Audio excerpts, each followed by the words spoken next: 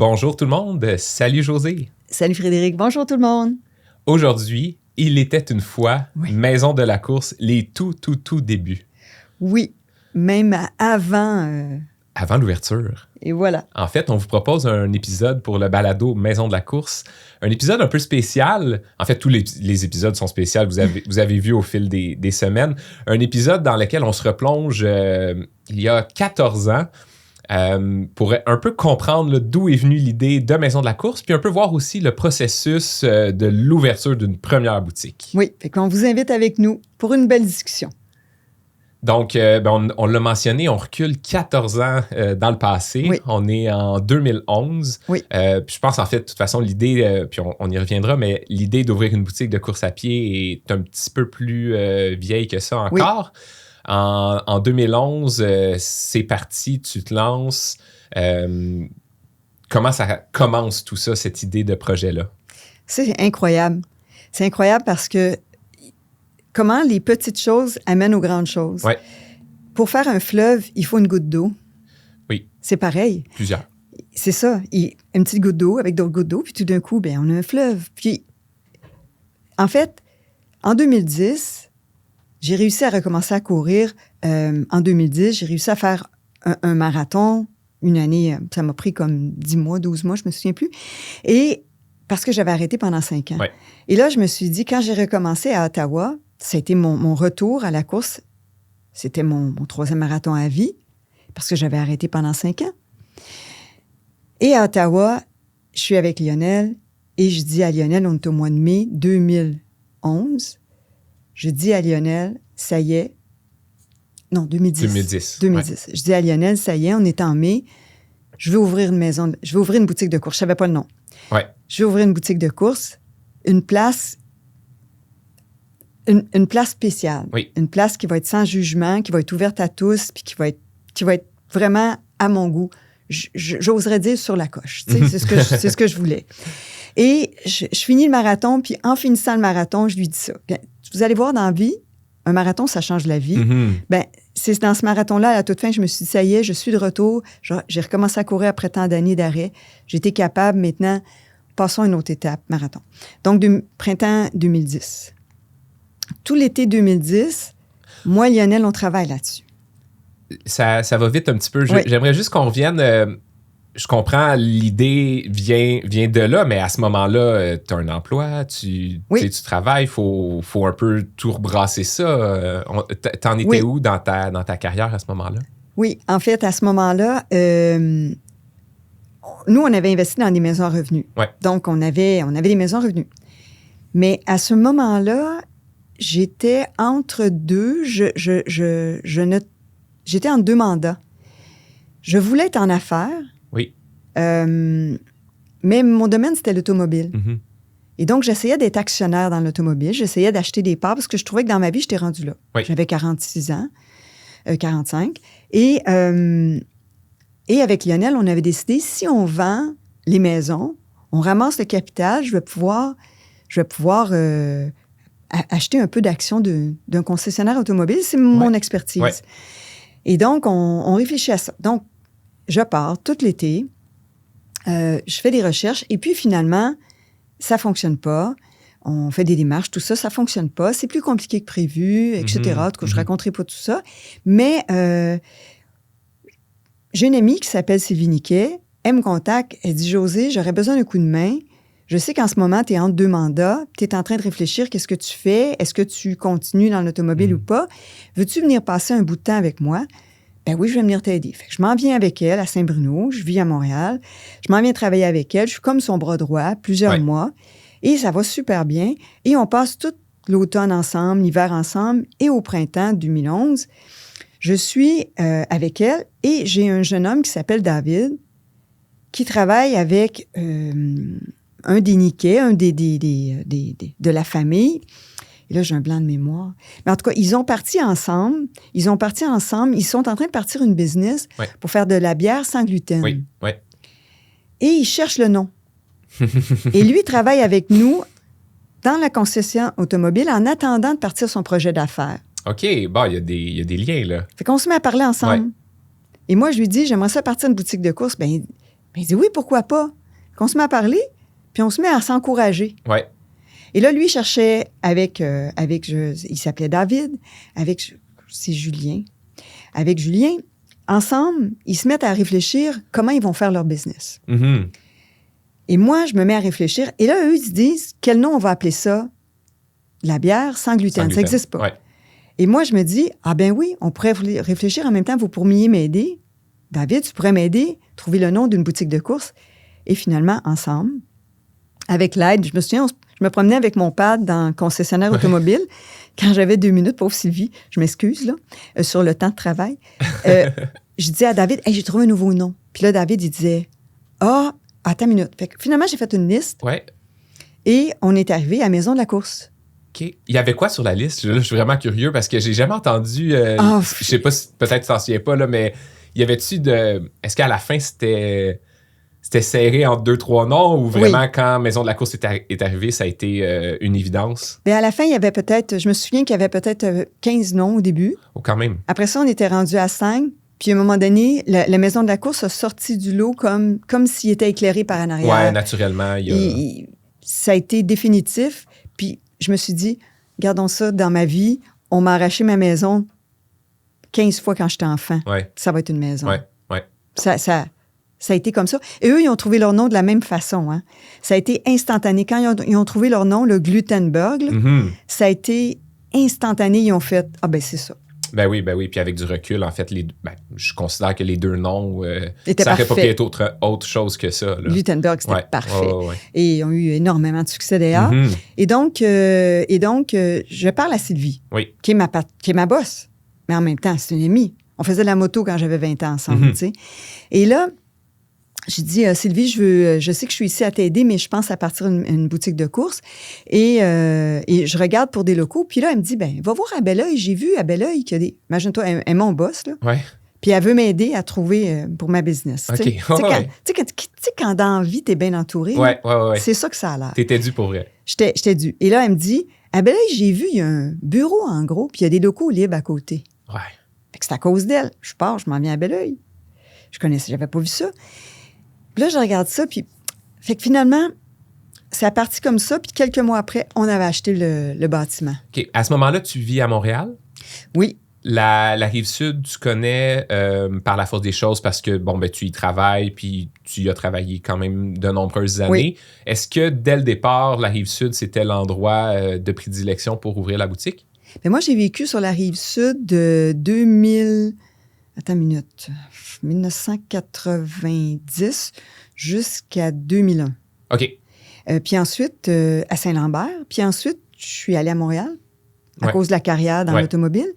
Puis ensuite, à cause des maisons de la course, je suis revenue. Oui, OK. Et donc, je connaissais beaucoup la Rive-Sud, quand même assez bien. Saint-Bruno, Saint-Lambert, Greenfield Park, la famille de Lionel vient de là. Oui. Mais je connaissais un peu Saint-Hilaire parce que j'avais une amie qui avait une maison à Saint-Hilaire, elle avait vécu toute sa vie à Saint-Hilaire, mais pas plus qu'il faut. OK. Donc, dans la recherche, j'imagine qu'au départ, là, j'ai pas la réponse, mais j'imagine que tu regardes pas nécessairement Longueuil collé sur l'île de Montréal. Fait que un peu les villes autour. Tu visites des locaux à Belleuil. Par la suite, comment ça se passe? Exactement. En fait, ce que j'ai fait, c'est que j'ai regardé où il y avait des boutiques spécialisées de course à pied, puis je me suis dit, il faut être loin. Ouais. Et quand j'ai trouvé Belleuil-Saint-Hilaire, c'était 40 km de la boutique de Montréal. Oui. Il y a une boutique de course à Longueuil, mais c'est dans le Vieux-Longueuil et c'était quand même très, très loin. Oui. Donc, ça permettait de desservir la clientèle de Belleuil, Saint-Hilaire, McMasterville, Otterburn Park, Saint-Jean un peu, Saint-Hyacinthe. Tu sais, je veux dire, le bassin est énorme dans le coin. Et donc, j'ai analysé ça un petit peu puis j'ai fait, ça serait un bon coin jusqu'à temps que je vois le bâtiment. Et là, quand j'ai vu le bâtiment, ça a été une autre révélation. Moi, j'habite... en fait, je suis né à Saint-Hilaire, donc à cette période-là de Maison de la course, ou avant Maison de la course plutôt. J'y habite, je suis aux études à ce moment-là. cette bâtisse-là, elle fait partie du paysage du boulevard depuis toujours. En fait, c'est une bâtisse qui est abandonnée à ce moment-là. C'est une tache sur le boulevard. Ouais, c'est comme tout petit. Il y a rien autour. Là, tout est en gravelle. Fait que c'est comme un terrain vague avec une petite bâtisse carrée ou en plein milieu. Là. Oui, en bloc avec des portes de garage et puis une clôture frost tout le tour. OK, je me souvenais pas de la clôture. Oui. Et puis, c'est en béton à l'intérieur, plancher de béton. En fait, c'est un ancien garage de soudure où il faisait la soudure sur des camions quand même assez gros, comme mettons des camions de remorquage. Ouais. Et donc, mais moi, de par mon expérience dans les garages, ben j'ai vu le garage, puis mon père était dans la construction, puis quand je dis qu'on apprend de partout dans la vie, ben mon père, il voyait un vieux chalet, puis il en faisait une belle maison. Ouais. Moi, j'ai vu un vieux garage, vraiment vieux, avec une pancarte tout rouillée, comme dans le temps qu'il y avait des pancartes Texaco, bien hautes dans les airs, 20 pieds dans les airs. Sur la pancarte, là, il y a comme le logo là, d'un monsieur avec son casque de soudure qui soude. Là, ça, pour vrai, l'image, là, je peux la redessiner tellement je suis passé souvent devant. Là. C'était affreux. Les gens de la ville étaient découragés. Ils ne pouvaient pas le faire démolir, mais c'était affreux. Ouais. Mais moi, j'ai vu ça, j'ai fait, il y a moyen de faire quelque chose de beau. Ouais. Et je pense encore à tantôt, en m'en venant en voiture, j'écoutais Jeannette qui disait, moi, je vole des choses à tout le monde. Ouais. Et tu le sais pas, ça. C'est quelque chose que tu ne sais pas. Okay. Pourtant, t'en sais des choses parce que ça fait 12 ans qu'on travaille ensemble. Je suis curieux, là. Je pense que tu ne sais pas, ça. Mais j'ai encore l'image, je la montrerai. J'ai volé l'idée du building à Harvey's. Ah, oui. Les burgers Harvey's. OK. Sur le... Parce que j'ai été voir le... J'ai passé devant le bâtiment. Ouais.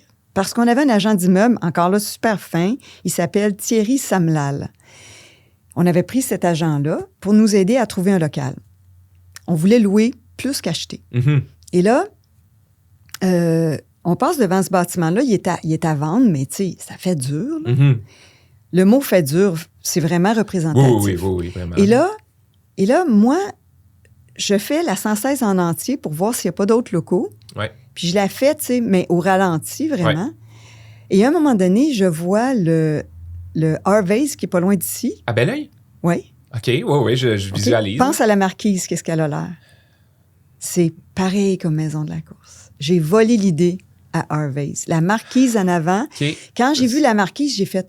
je serais capable d'attacher le petit bureau en avant. Grâce à cette structure en métal-là, je serais capable d'attacher ce petit bureau-là au reste du building et ça ferait harmonieux. OK. Ben là, j'ai hâte de repasser devant, là, parce que, puis maintenant, c'est plus un Harvey's, là, ça a changé de J'ai encore la photo du Harvey's parce que je l'avais pris en photo. OK, mais oui, je vais vraiment vouloir revoir cette photo-là, je suis curieux.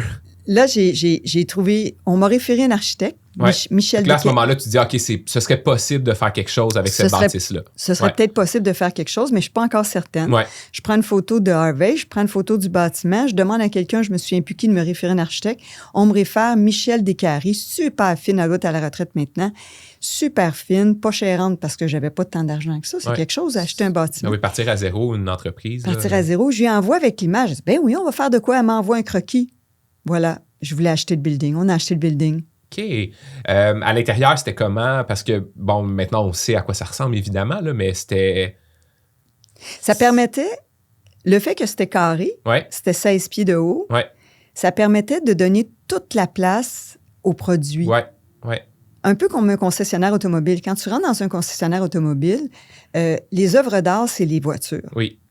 Ben moi, j'étais chez BMW ou Audi, Porsche, là. Oui. Bon, les œuvres d'art. Fait que le focus est sur les voitures. Moi, je me suis dit, hey, c'est un building parfait, je vais pouvoir mettre le focus à 100% sur les produits. Ben oui. Et c'est ce qu'on a fait. Fait qu'on a laissé ça très minimaliste. OK. Les murs tout en blanc, etc. Ça, c'était pas là, j'imagine. Là. C'était pas beau, là. C'était plein de saleté accumulée depuis 50, 70 ans de poussière. Ouais. Qu'on a rentré des gens dans ça. Évidemment, le terrain n'était pas contaminé, on était chanceux. Ouais. Et on a refait. On a refait l'extérieur avec l'aide, et puis la ville aussi était assez ouverte d'esprit quand ils ont vu qu'on voulait faire quelque chose de beau avec le building. De communautaire aussi. De communautaire, sportif, qui allait bien avec un petit peu le vibe qu'on peut, l'atmosphère de cette ville-là, à Saint-Hilaire. Donc, j'ai été bien accueillie à la ville. Ouais. Et puis, je pense qu'ils étaient contents que quelqu'un veuille faire enfin quelque chose avec cet immeuble-là.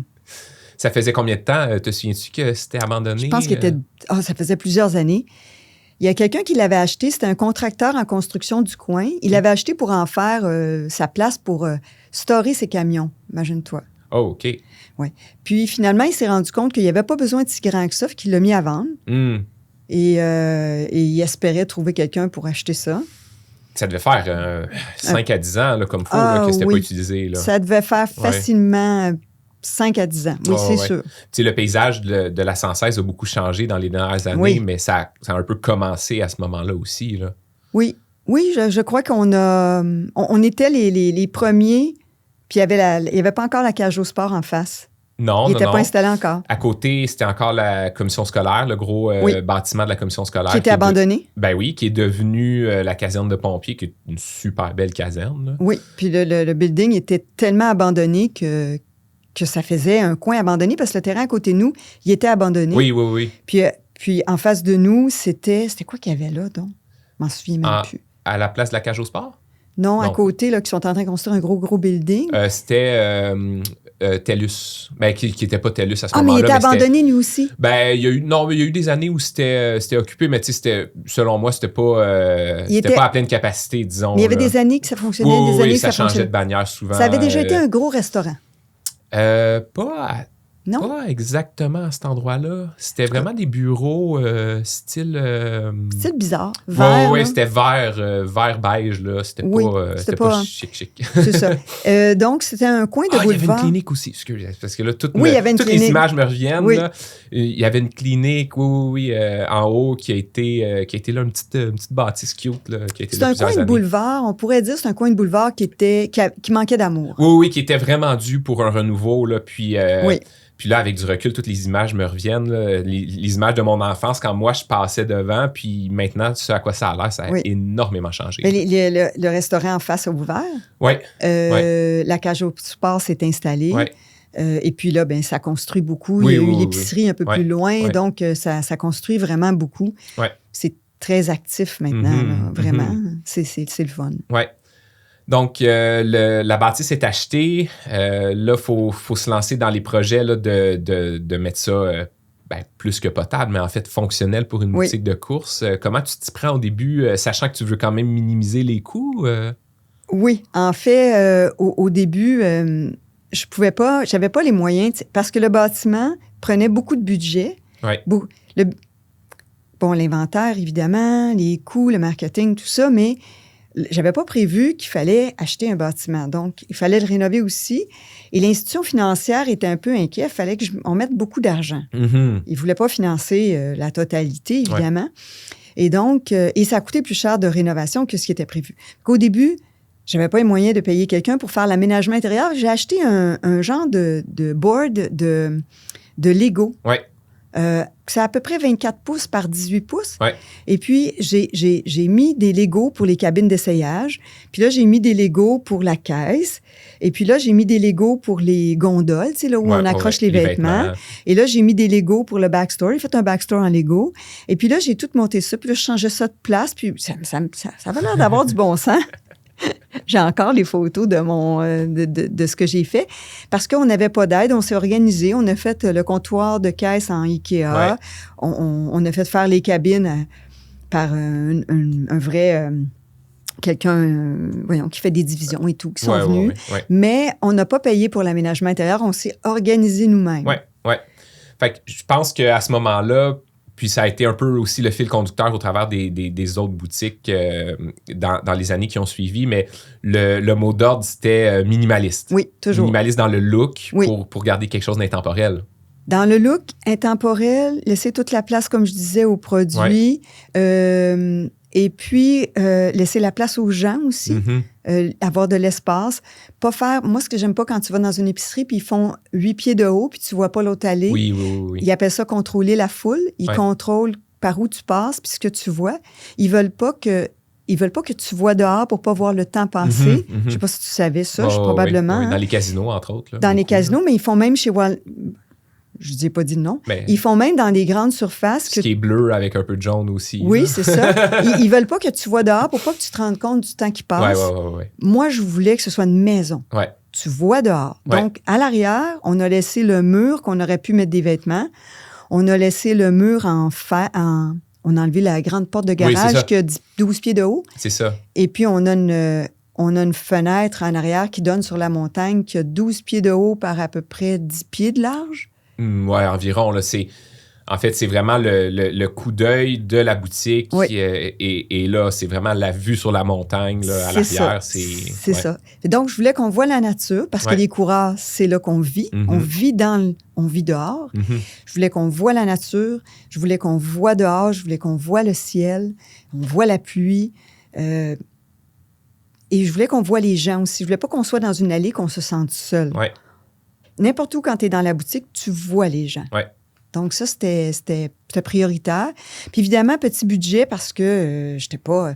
écoute, moi, je viens pas d'une famille qui avait des millions à l'arrière de moi. Mm-hmm. Je pouvais pas me péter la gueule. Si je me pétais la gueule, à ce moment-là, Lionel était proche de la retraite. Ouais. Si je me pétais la gueule avec ce projet-là, ben on perdait tout ce qu'on avait travaillé des années. Donc, il y avait un gros risque. Ben, c'est ça qui est intéressant, c'est que tu arrives à 45 ans avec le bagage puis l'expérience qui t'a permis d'ouvrir puis de partir un projet entrepreneurial. Mais d'un autre côté, ça vient avec un risque aussi sur le reste de notre carrière. Là. Il y a un immense risque. Puis, j'ai pas 30 ans. Mm-hmm. Moi, quand je mets la clé dans la porte, là, quand on signe chez le notaire, Ouais. j'ai 47 ans. Ouais. Donc, c'est l'âge que les gens ne parlent que de la retraite. Hein? Ouais. Ben, il y en a qui parlent d'autres choses, mais quand même. Ou du moins de sécuriser ce qu'on a, puis de consolider un peu. Là. Exactement. Ils sont dans la consolidation 100%. Moi, j'ai 47. Lionel a 12 ans de plus que moi. Donc, il a 59. Mm-hmm. Et là, je dis à Lionel, on va prendre jusqu'au dernier sou de ce qu'on a. On va vendre toutes les maisons revenues, on en avait 3. Ouais. On va tout vendre à Montréal. Puis on va prendre jusqu'au dernier sou. On va même aller chercher un 30 000 sur une carte de crédit pour partir ce projet-là. Ouais. Et il a dit oui. Mais il fallait que je sois sûre. Je me souviens, François Xavier, qui est le fils de Lionel, qui est comme mon fils, il nous avait demandé un meeting.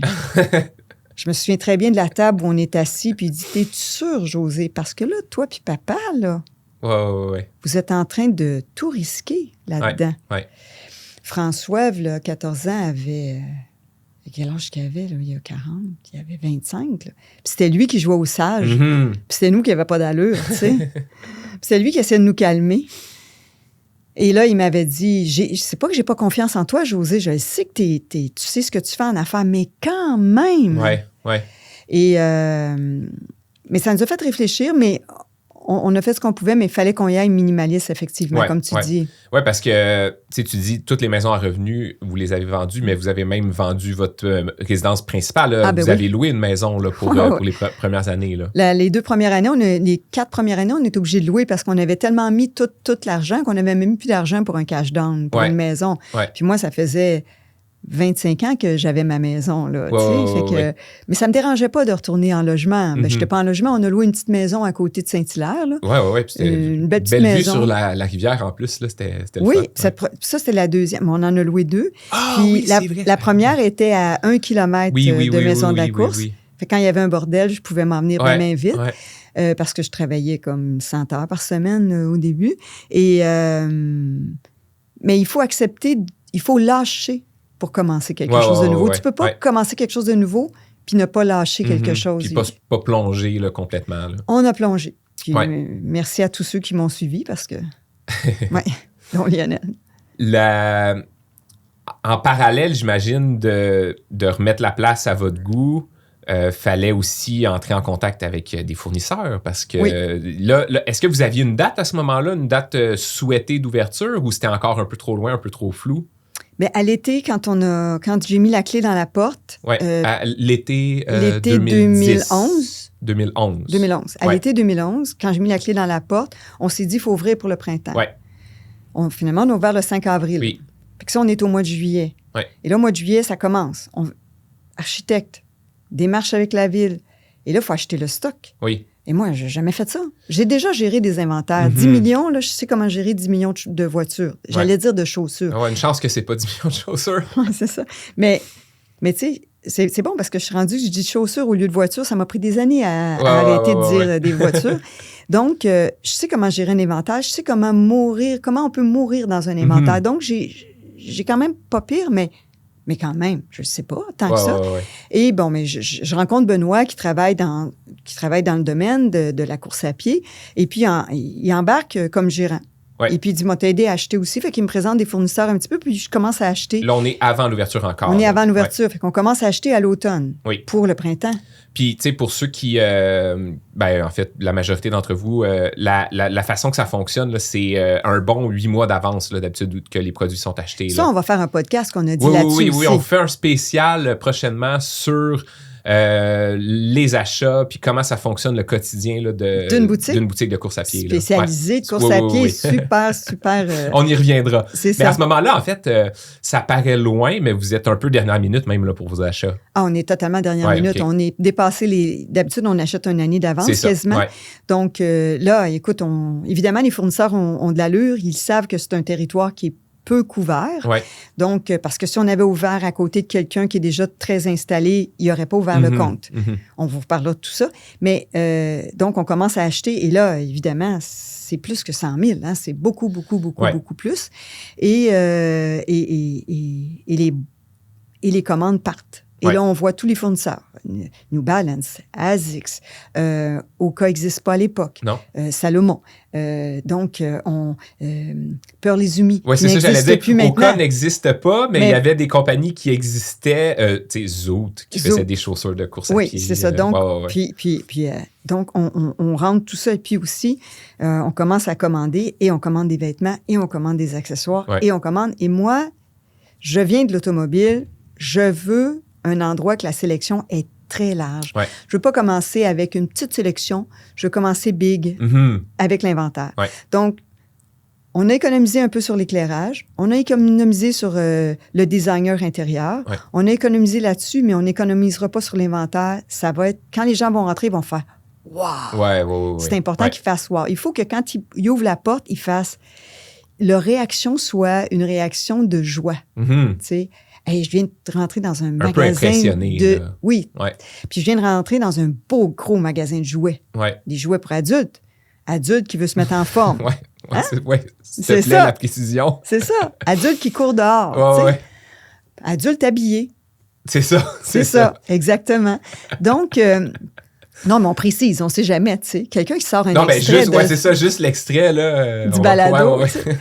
Donc, on commence les achats. Et là, donc, pour tout ça, il fallait que tout ça arrive en février pour ouvrir dans les débuts du mois d'avril. Oui. Donc, ça a commencé à arriver en janvier, en fait. Début janvier. Quand même. C'est beaucoup d'avance, là. C'est du ça qu'il faut trouver un endroit pour le mettre. Peut-être que l'aménagement n'est pas complété. L'aménagement était zéro complété. Et puis, la petite maison qu'on avait louée, son sous-sol était vaste. Ouais. On a rempli le sous-sol jusqu'au mur. Et on n'a pas dit ça aux compagnies d'assurance. Faut pas tout dire. Donc, on a mis l'inventaire là, le temps. Ouais. Ça, c'est à l'hiver, là, l'hiver avant l'ouverture. Oui. Puis, tu sais, là, c'est parce qu'en même temps qu'on parle, c'est des sujets qui arrivent.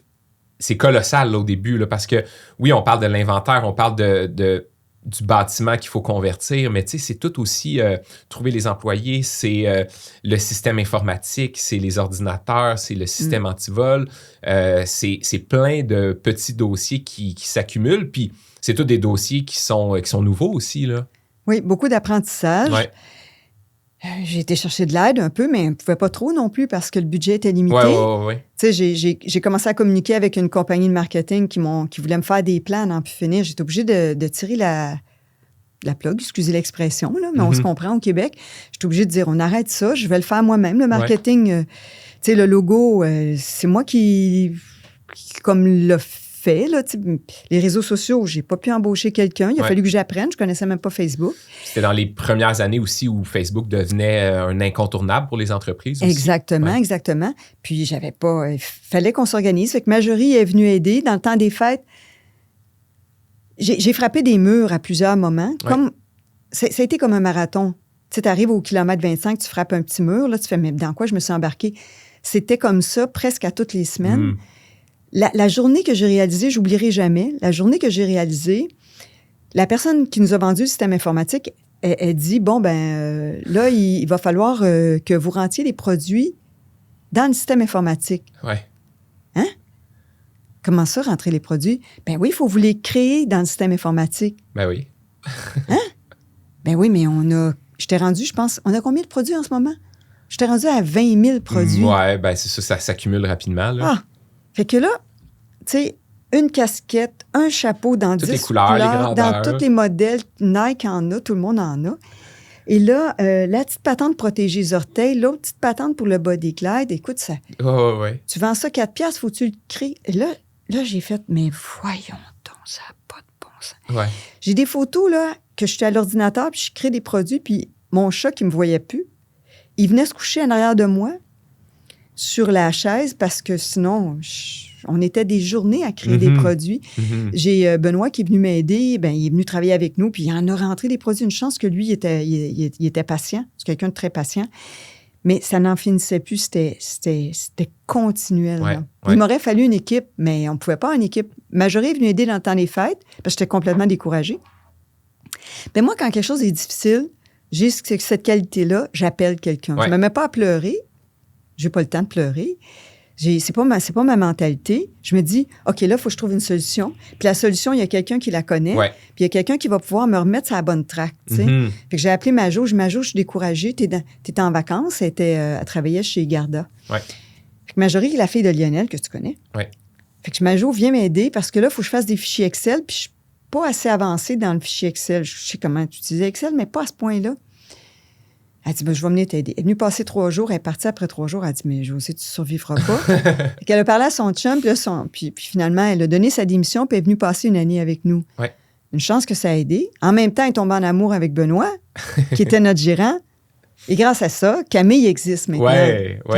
C'est une autre belle histoire. Le premier bébé maison de la course. Oui, c'est le premier bébé. Qui est plus bébé, évidemment. Là. Non, c'est ça. Elle a dit presque. C'est son anniversaire là, dans quelques jours. Fait que tu as eu quand même des employés, mais surtout de l'aide avant l'ouverture.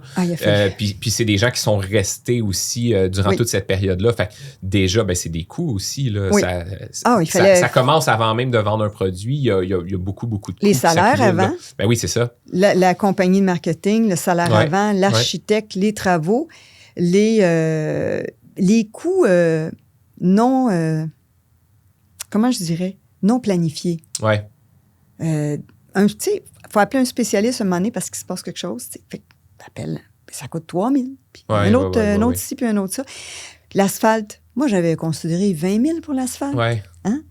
110 000 pour l'asphalte parce qu'il fallait des tuyaux. Moi, je ne savais pas qu'il fallait acheter des gros tuyaux.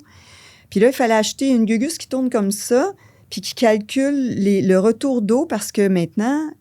Les normes ont changé depuis que j'étais jeune. On ne fait plus un asphalte comme ça. Il faut qu'on fasse un asphalte maintenant. Avec des bassins de rétention. Exactement.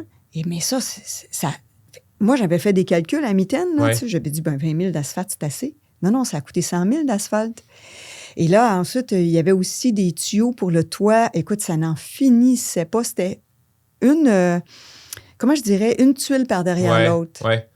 Mais bon. Dirais-tu que justement les prévisions financières à la fin, ça finit par un peu se placer ou c'était pas réaliste à la base puis ça a pris énormément plus de ressources? Bien, ça a pris plus de ressources. C'est ce qui fait qu'on est obligé d'aller à loyer. Parce que ça avait même pris l'argent, le dernier 100 000 qu'on espérait garder pour acheter une maison. Fait que, mais Lionel a dit, OK, tu sais, une chance. Quand tu as quelqu'un qui croit en toi, ça t'aide à avancer dans la vie, tu sais. Sinon, tu n'avances pas. Et puis, on a pris jusqu'au dernier sou. J'oublierai jamais le montant du début que je me disais qu'il y en avait largement, masse. Puis finalement, c'est ça. Mais on est... Tu sais, quand tu as le bras dans le tordeur, tu avances. Puis tu continues. Comme dans un marathon, tu sais qu'à la fin, il va y avoir une médaille, il va y avoir quelque chose. Il faut que tu continues, tu ne peux pas arrêter. Puis les plus grands défis exigent ça. Les plus grandes réussites exigent que ce soit difficile. c'est ça. Faut continuer, mais il est arrivé quelque chose qui a presque fait dérailler le projet au complet. Oui, ça a failli vraiment... ça a failli... Bien, une journée, je suis à la ville parce que là, il n'aimait pas tout à fait la couleur de la brique qu'on avait choisie. Okay. Et là, je suis arrivée avec une autre couleur de brique et puis je m'en vais à la ville pour leur montrer des dernières couleurs. Puis bon...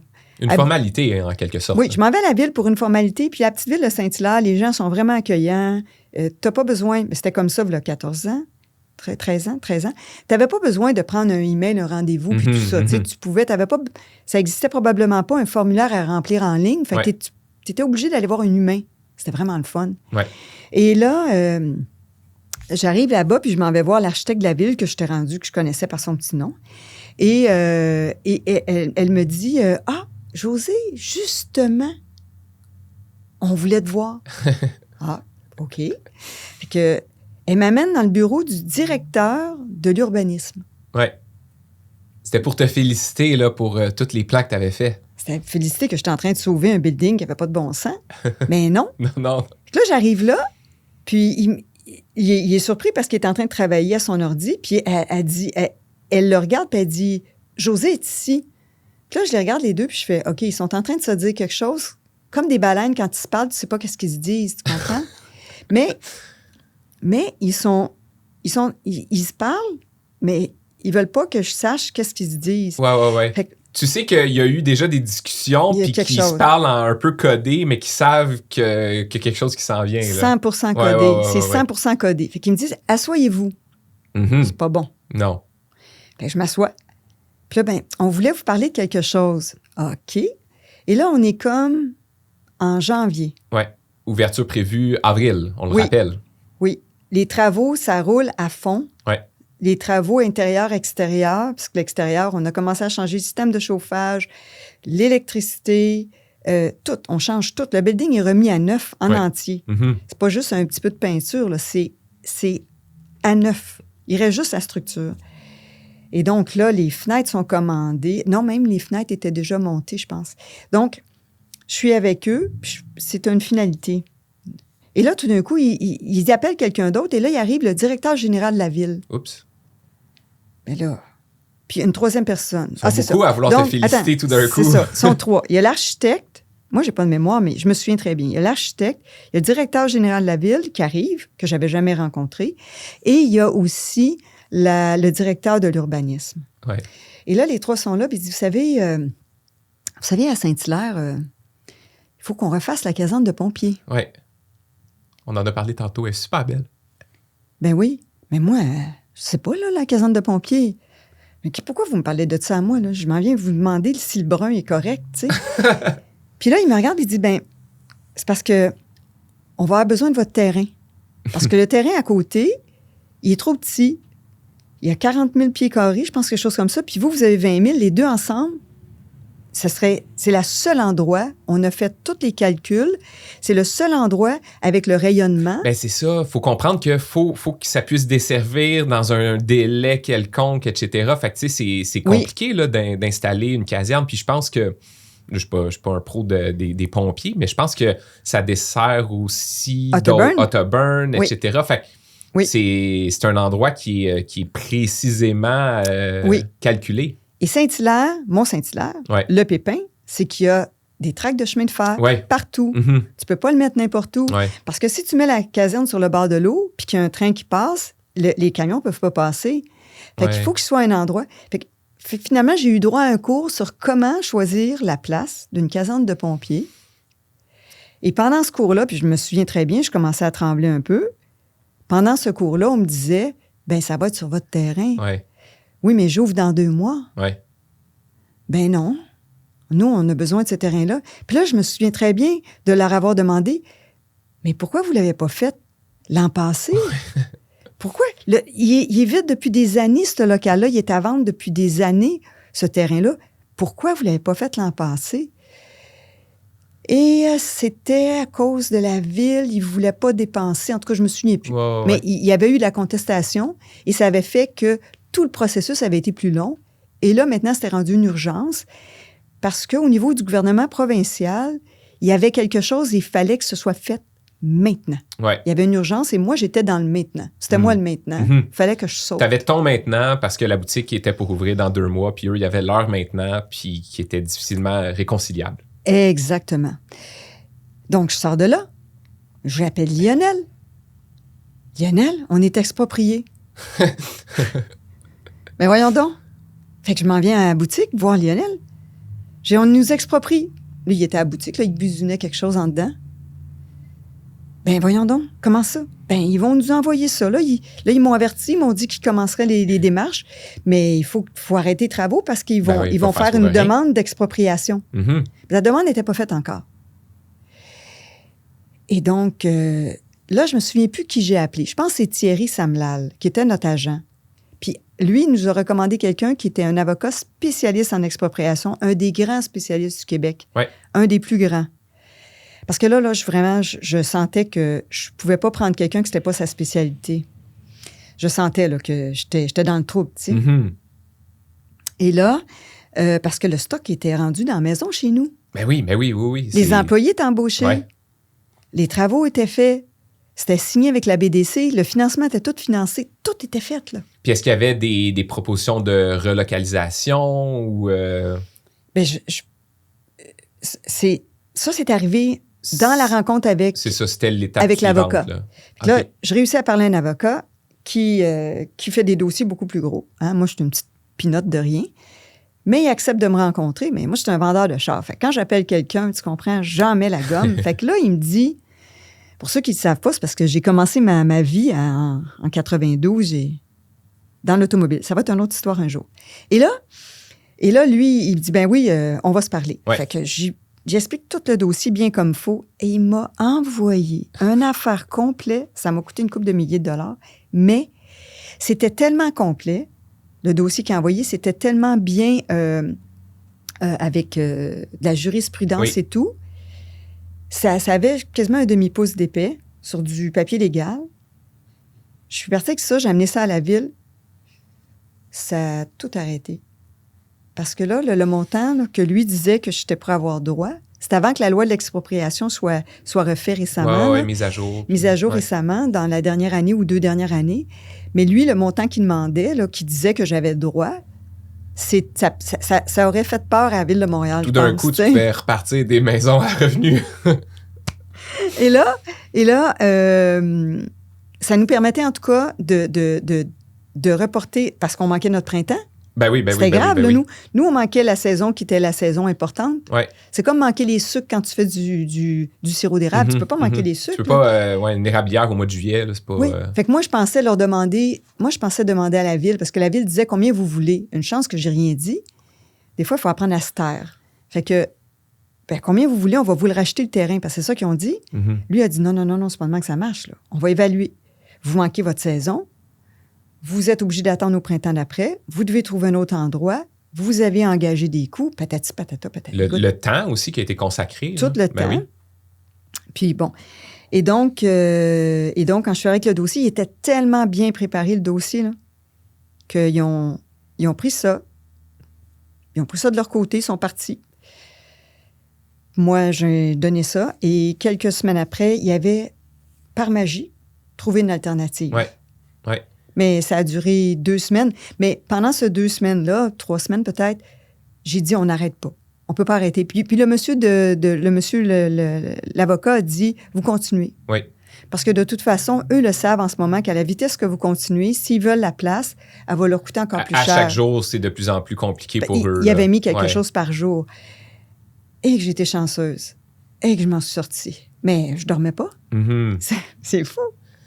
Ben oui, puis la solution, finalement, la caserne est juste... Elle est juste parfaite. 2 terrains plus loin. Là. Mais oui, ils ont pris l'ancienne commission scolaire, qui était un immeuble abandonné depuis de nombreuses années. Mm-hmm. Et puis, ils l'ont mis là. Mm-hmm. Ils ont démoli ça, puis ils l'ont mis là, puis c'était parfait. 100 mètres plus loin, à peu près. Ah oui. Quelques pas de course. Oui, exact. C'est ça. Quand même, hein, c'est beaucoup de péripéties. Oui. Puis là... À 2 mois de l'ouverture, c'est quoi les derniers détails? C'est quoi les derniers petits inconvénients ou ce qui sont les irritants là, juste avant l'ouverture? C'est quoi? C'est la formation? C'est de trouver le staff? C'est... La formation, évidemment, c'était quelque chose. Parce que la formation, j'imagine, c'est aussi d'apprendre avec les employés. Là. Oui, c'est nouveau aussi pour... en fait, c'est nouveau pour tout le monde. Là. Mais il y avait la formation du système informatique, Ouais. formation de la comptabilité, formation de moi aussi d'apprendre. Il y avait aussi la formation au niveau des employés des produits. Mm-hmm. Et là, c'est drôle parce que la première fois que les fournisseurs ont dit, bien, José, on va t'aider. Ouais. Nous, on va venir former ton équipe Ouais. pour chacune de nos gammes de produits. Écoute ça, il faut que je raconte ça parce qu'il faut que les gens comprennent comment ça fonctionne. Donc, il arrive un fournisseur, je nomme pas lequel. Non. OK, il est sympathique. Il a les cheveux blancs un peu. Il les avait blancs même dans ce temps-là. Il est bien sympathique.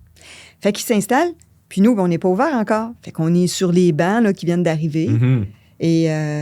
et toute l'équipe est là. Et il commence. Ce modèle-là, qui commence par un A, un N, lui il y a tel type de mousse, puis il y a tel type de renfort, puis lui, il y a tel type de mousse, puis lui, il y a tel type de choses. 2 fournisseurs viennent. Le lendemain, je regarde ça avec l'équipe, puis je me dis, OK, on a appris les technicalités Ouais. de chacun des produits, mais on ne sait pas pour qui il est bon. Ouais. Fait que là, j'appelle le 3e fournisseur qui s'en vient, puis je dis, mais là, j'aimerais ça que tu fasses ça différent. Tu vas nous dire, ton produit A, il se compare comment avec le produit de l'autre compagnie? Mm-hmm. Ouais. Ah ben non, mais on fait pas ça comme ça. Oui, mais nous, quand le client vient, là, Ben oui, c'est faut ça. qu'on soit...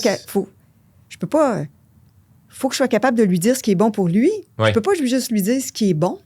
Ben oui, puis c'est pas réaliste de dire qu'on va juste présenter une marque. C'est pas comme ça que ça fonctionne non plus. Là. Non. Puis il faut que je sache les comparables. Puis il faut Mm-hmm. que je comprenne pourquoi ils sont comparables. Et surtout, il faut que je comprenne pour qui. Mais le plus drôle, et ça vaut 1000 piastres, c'est Brooks, à l'époque, vendait les soutiens-gorge Moving Comfort. Oui. Et le gars qui est représentant chez Brooks, on le connaît bien, on l'adore. Allô, Steve? Salut. C'est un gars qui était champion canadien de biathlon. Ouais. Ça s'explique pas. Olympien, là. 2 fois olympien. En fait. Olympien, Ouais, c'est ouais. ça. Un grand, grand champion. Mais maintenant, il est chez Brooks depuis des années.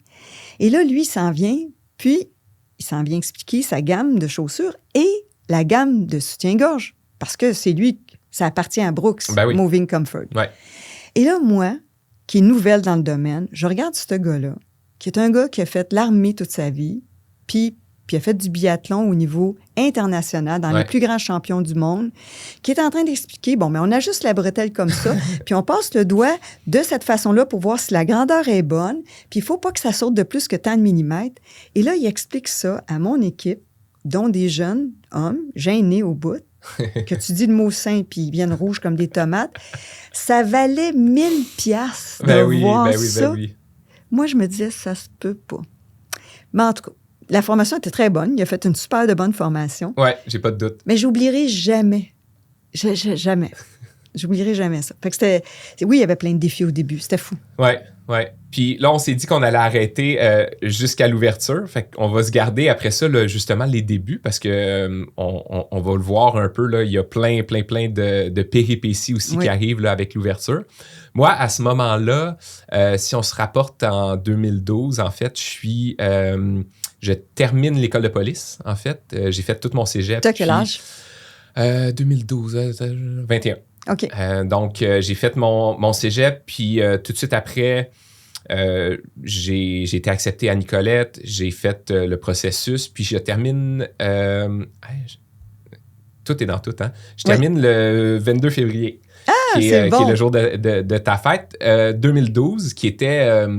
vous vous en souviendrez, là, c'était le printemps érable avec toutes les manifestations. Oui. Un printemps absolument exceptionnel côté météo. Donc, toi, tu finis ça pendant que moi, la ville avait exproprié. Oui, exact. OK. Exact. En plein ça. Puis, mais on se connaît pas. Non, on se connaît pas. Mais en même temps, moi, c'est un moment où j'ai un petit peu de temps libre parce que je viens de terminer l'école de police. Je suis dans les processus d'embauche et tout.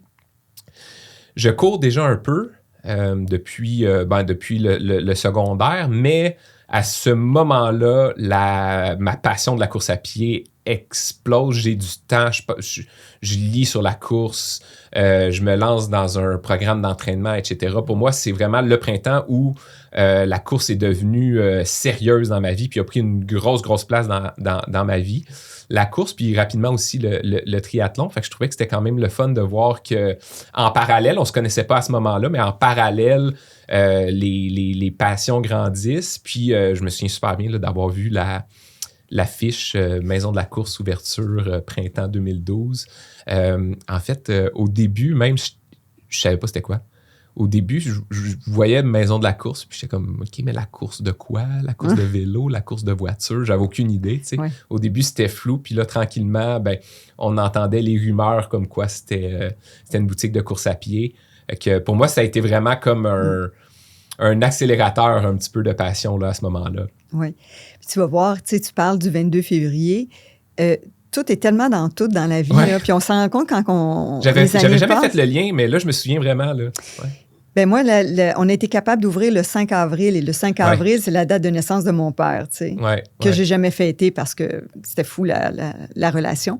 Mais je me souviens très bien quand j'ai ouvert, puis on va en parler après, pas aujourd'hui, mais dans un prochain épisode, qu'est-ce qui s'est passé après? Mais le 5 avril, je me souviens que quand j'ai ouvert, si un jour on fait un podcast sur la place des femmes en affaires, le 5 avril, pour moi, c'était une journée pour dire « Hey, pa, tu regardes. T'as dit que les femmes, c'était juste bon pour la cuisine. C'est ça qu'ils me disaient quand j'étais jeune. Regarde, aujourd'hui, 5 avril. Fait que j'oublierai jamais cette date-là, 5 avril. T'sais. Fait que les dates, c'est le fun aussi. C'est comme des croisements. C'est ça, exact. Fait que tu sais, le lien entre les garages dans lesquels tu as travaillé une bonne partie de ta carrière, puis là, c'est un ancien garage qui est reconverti en boutique. Fait que je trouve qu'il y a plein de liens super le fun. Puis je pense que... J'ai hâte que tu racontes dans un autre podcast quelque chose que je ne dis pas. OK, bon, on s'en reparle, mais très certainement, on vous revient là-dessus. Puis on va aussi, comme on vous le mentionnait, faire un épisode sur le lancement. Puis là, il va y avoir aussi le moment où moi, je fais la rencontre de Maison de la course et ainsi de suite là, qui va faire partie de cet épisode-là. Puis le développement. Donc, écoute, merci. Merci d'avoir partagé ça avec nous. Je pensais bien connaître l'histoire, mais quand même, au fil de l'épisode, j'ai appris plein d'affaires. C'est super intéressant. Ça finit jamais. Des grandes aventures. Hein? Donc, merci Frédéric. Puis merci à tout le monde. On est content de vous avoir avec nous. Continuez à nous suivre parce que c'est pas fini nos aventures. Non. À bientôt. À bientôt.